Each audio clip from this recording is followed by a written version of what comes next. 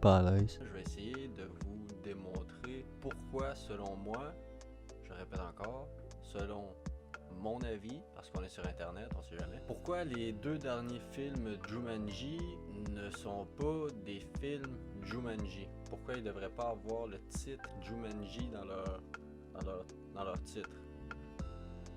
On va commencer, mais pour commencer, il faut commencer par le commencement. À la toute base, Jumanji, c'est un livre écrit par monsieur Chris Van Allsburg.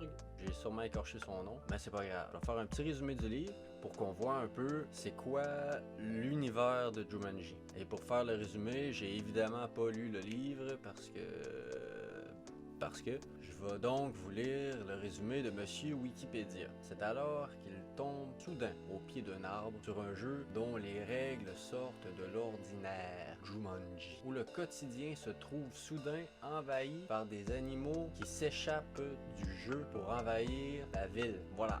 En gros, c'est ça le livre. Maintenant qu'on a les bases, on peut enfin parler des films. Et pour mieux comprendre les points que je vais aborder, il faut évidemment faire la même chose avec les films. Les résumés. Jumanji, sorti en 1995, commence avec Caleb et Benjamin, qui, pour nous démontrer à quel point ils aiment le jeu du fond de leur cœur, l'enterrent en plein milieu d'une forêt en priant Dieu pour aider les prochaines personnes qui vont tomber dessus. On a une ellipse qui nous emmène donc à Alan Parrish, le protagoniste de l'histoire, qui vit sa vie de tous les jours et qui finit par entendre les bruits de tambour joués par le plateau du jeu, qui est enterré dans un chantier de construction. Il va donc le déterrer, le ramène chez lui et commence une partie. Si on peut dire qu'il la commence en fait, le jeu l'a comme un peu forcé. Un peu plus tard, on rencontre Sarah qui rapporte le vélo à Alan qui s'était fait voler un peu plus tôt par des petits cons. Et elle entend les tambours du jeu de société qui est posé dans le salon. Se demande c'est quoi évidemment et de fil en aiguille, elle entre dans la partie avec Alan. I quit playing board games 5 years ago. Sarah. Et je tiens à préciser que c'est à ce moment-là qu'on comprend que ils subissent la volonté du jeu parce que aucun des deux voulait vraiment commencer à jouer et ils ont été forcés par le jeu à commencer à jouer. Ce qui dans les deux prochains est légèrement différent. Ils ont le temps de faire 2 lancers de dés. Et le premier de ces 2 lancers de dés, c'est un troupeau de chauves-souris. Je sais pas si c'est un troupeau quand c'est des chauves-souris, mais il y a une chier de chauves-souris qui apparaissent dans la maison. Des énormes chauves-souris comme ça, énormes. Et le deuxième lancé, c'est Alan qui se fait aspirer à l'intérieur du jeu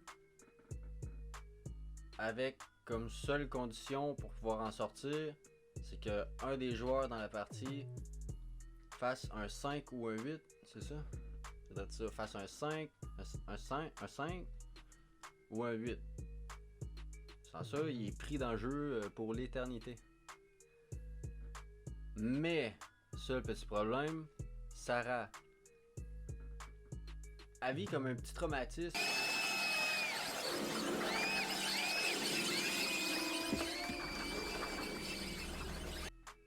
Et elle se sauve sans essayer de finir la partie.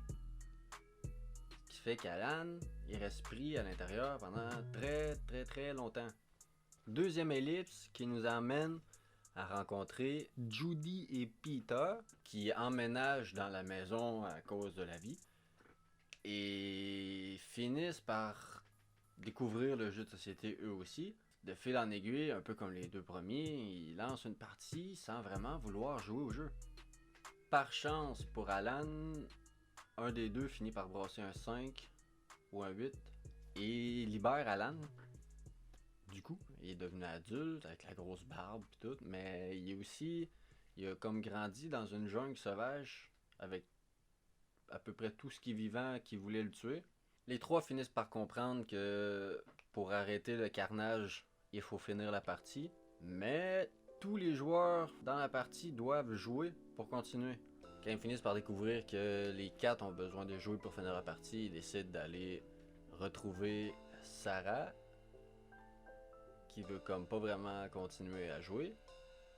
Mais c'est sans compter l'intelligence d'Alan qui réussit à trouver une astuce pour la faire jouer.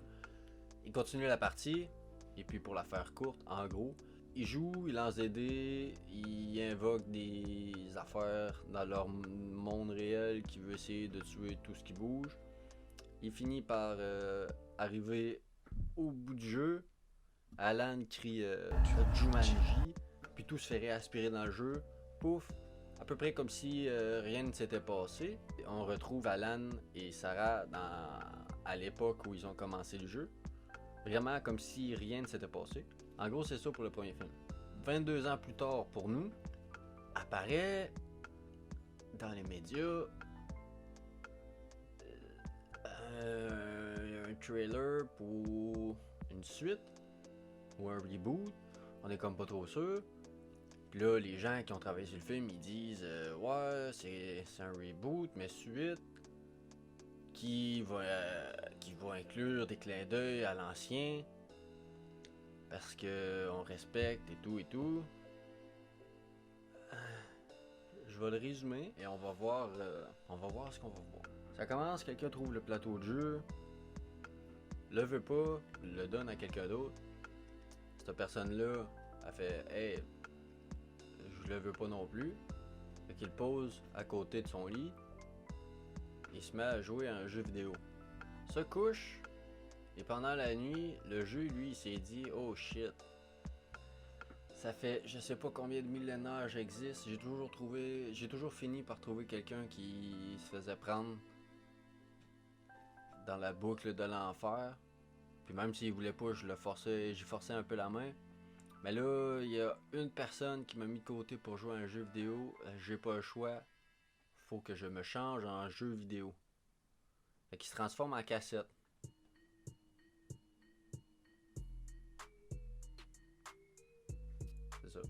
On rencontre tous les protagonistes, je me rappelle de aucun nom, mais c'est pas grave. Les 4 protagonistes se ramassent en retenue, dans la même pièce, et sont forcés de faire le classement de tout le bordel. Évidemment, dans le tas, il y en a qui veulent pas faire le ménage. Ils fouillent un peu partout. Ils tombent sur le jeu, la cassette, c'est-à-dire, mais là, qui était rendu avec une console qui sort de où, je sais pas. Ils se disent, hey, pourquoi pas l'essayer? Fait qu'il branche la console, il lance une partie. Là, il réussit à convaincre les personnes qui voulaient faire le travail pour en finir à jouer avec aucun argument. Bethany, you in? Fine. No thanks. Wait, just for a few minutes? It'll be fun. She's not big on fun. Okay. Ils lancent la partie et instantanément se font aspirer dans le jeu. Ce qui est comme pas vraiment le principe de Jumanji en vrai, parce que Jumanji, comme on l'a dit au début, c'est les choses dans le jeu qui sortent envahir le monde réel. Puis là, je vous entends me dire ouais, mais là, Alan, il s'est fait aspirer dans le jeu. Pourquoi c'est la même chose? Je suis désolé de la voix que je vous ai donnée, mais non, c'est pas la même chose. C'était Alan qui se fait aspirer, c'était une conséquence due à un brasset de dés, tout comme les chauves-souris, le lion, les tigres, les alligators, les gros moustiques de la mort, les araignées. Là, le fait que les 4 se fassent aspirer dans le jeu, c'est le jeu de base, c'est le principe du jeu, fait que ça marche comme pas. C'est pas grave, il essaye d'innover, de changer les choses. C'est un parti pris que moi, j'apprécie pas. Ça veut pas forcément dire que ça va être de la merde. Il arrive dans le jeu, et un peu comme dans un jeu vidéo, il y a un personnage qui les accueille, qui leur explique un peu c'est quoi leur but, parce que dans un jeu vidéo, il y a tout le temps un but pour finir le jeu. Et là, le but, c'est de sauver Jumanji. Depuis quand Jumanji a besoin d'être sauvé? C'est une jungle, genre c'est le chaos là, c'est le tout veut tuer tout dans ça, puis pourquoi il y aurait besoin d'être sauvés? Je comprends pas.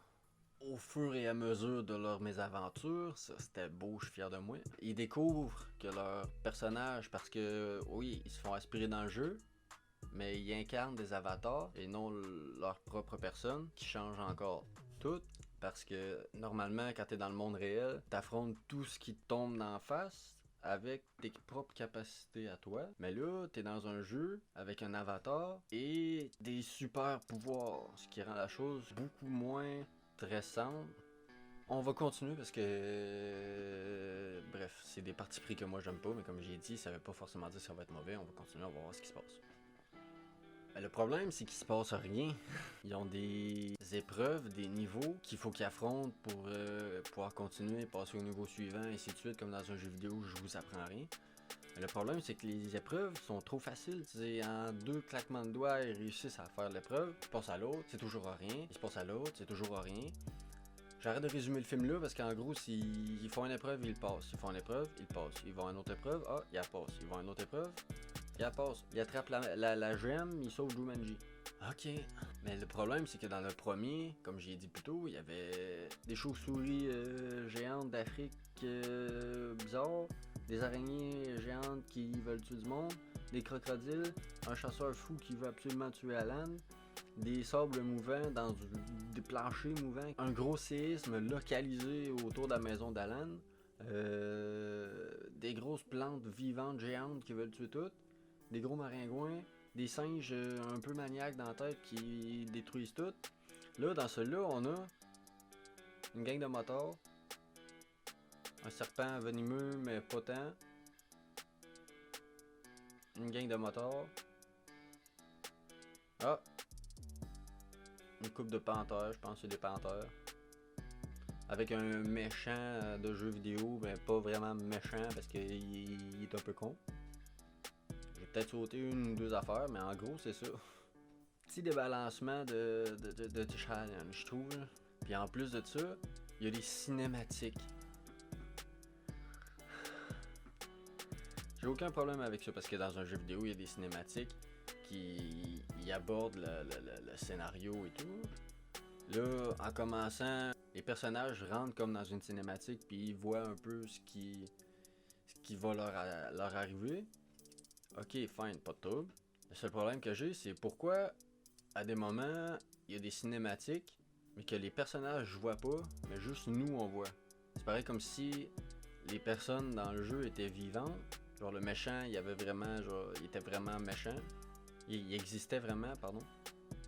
Mais c'est tout. Il n'y a aucun autre élément qui nous montre que les personnages dans le jeu pourraient être vivants. Ils sont vraiment animés par quelque chose Non, c'est tout. Ouais, fait que c'est pas mal ça pour ce film-là. Ah ouais, puis évidemment, quand il finit, quand il réussit le jeu, tout le monde sort, puis pareil, comme si c'était rien passé aussi. Quand t'es dans le jeu, si ton personnage perd ses 3 vies, il meurt, mais tu meurs aussi. Mais là, encore une fois, on n'a aucune preuve, c'est des supputations. Même si, à un moment donné, ok, peut-être ça donne l'impression, mais en vrai, on sait pas parce qu'ils l'ont sauvé tout de suite. C'est un reboot, c'est une suite, qui ont essayé de changer les choses, ok, pourquoi pas. Mais le problème, c'est dans la suite, qui même elle ne respecte pas les règles que cette suite-là a instaurées. Parce que dans celui-là, la première suite, chaque personne choisissait un personnage, quand il rentrait dans le jeu, incarnait ce personnage. Dans le dernier qui est sorti, parce que un des personnages tapait un peu la console, mais comme je répète, le jeu s'est transformé en cassette. Fait que s'il y aurait eu dysfonctionnement, ça aurait été la cassette qu'il aurait fallu briser et non la console. À moins que je me trompe à quelque part et que j'ai raté quelque chose. Et là, ils ont brisé la console, ils l'ont réparé un peu. Et un des personnages a tellement aimé l'avatar qui incarnait qu'il a décidé qu'il retournait dans le jeu. On se rappelle, Jumanji, c'est censé faire peur au monde. Prier Dieu, le cacher, espérer que personne n'y joue. Lui, il décide qu'il retourne tellement il a aimé ça. Une des affaires qui respecte pas les règles de la première suite. Les personnes choisissent les personnages qu'ils veulent incarner, lancent la partie, et ne sont pas les personnages qu'ils ont choisis. Et encore pire, Le jeu a décidé d'aspirer du monde autour qui ont même pas connaissance que le jeu. Encore pire, certaines de ces personnes-là se transforment en autre chose que des êtres humains. Et là, je vous entends encore avec votre petite voix de marde. Mais là, dans le tout premier, le petit, il s'est transformé en singe. Oui, mais c'était une conséquence, encore une fois, d'un brassé de dés. Là, c'est la règle de base du jeu, c'est... Pourquoi, là, d'un coup, il se transforme pas en humain? Je me souviens même plus, il se transforme en quoi? En cheval, je pense. Pourquoi? Mais c'est pas grave, parce que dans ce niveau-là... Ah oui, parce que il y a ça aussi. Non seulement le jeu s'est transformé en jeu de vidéo, mais là, il a évolué, puis il a créé un autre jeu vidéo, une suite du jeu vidéo Uncharted 2. Jumanji 1, Jumanji 2, non, non, c'est le même jeu. Tu passais le plateau à quelqu'un d'autre, c'était pas une deuxième jungle bizarre, c'était la même jungle, mais selon ta chance, ça avait des affaires un peu moins mortelles. Puis dans ce deuxième niveau-là, il y a une espèce de fontaine de jouvence, pas vraiment de jouvence, là, mais il y a une fontaine qui te permet de changer d'avatar avec une autre personne. Puis là, il y a une scène où tout le monde saute dans l'eau. Parce que là, la fontaine s'est rendue juste un espèce de grand lac. Puis là, tout le monde se rechange, puis tout, mais... Ok, tantôt j'ai dit que... Je sais même plus si je l'ai dit, mais... Le premier Jumanji, ok, c'est bien. C'est un bon film. C'est un Jumanji à proprement parler. Ça respecte l'univers de Jumanji. Les choses arrivent dans le monde réel. La première suite, ils ont voulu changer des affaires. Il y a des affaires que moi je trippe pas. Pas grave, ça reste un film. Un bon film d'aventure familiale. Mais ça n'en fait pas un Jumanji pour autant, pour moi. J'ai plus l'impression que c'était un scénario qui traînait dans un classeur d'un producteur à Hollywood. Puis à un moment donné, il s'est dit genre, hey, c'est vrai, on a ça, faudrait le faire. Comment qu'on fait pour attirer du monde? Hey, on a la licence Jumanji. Fait que c'est pour ça que pour moi, c'est pas un Jumanji, c'est un film d'aventure qui aurait dû porter un autre nom. La suite, c'est encore pire, c'est pas un bon film, il y a plein d'incohérences par rapport. C'est pas un bon Jumanji, c'est même pas un Jumanji tout court. Et en plus, il respecte même pas la première suite. Voilà. Petit détail aussi, quand il disait qu'il allait respecter le matériau d'origine, qu'il allait faire des clins d'œil et tout. Il y a un clin d'œil tout le long. Who's this? Who's Alan Parrish? He's the guy who built this place. Wait, you mean other people have been stuck here too? Yeah, I mean, this is Alan Parrish's house. I'm just living in it. C'est tout. Voilà, en espérant que c'est peut-être plus clair pour certains, ou que vous vous en foutez sûrement, mais bon, je voulais en parler. Gardez l'esprit ouvert, prenez soin de vous. Bye bye.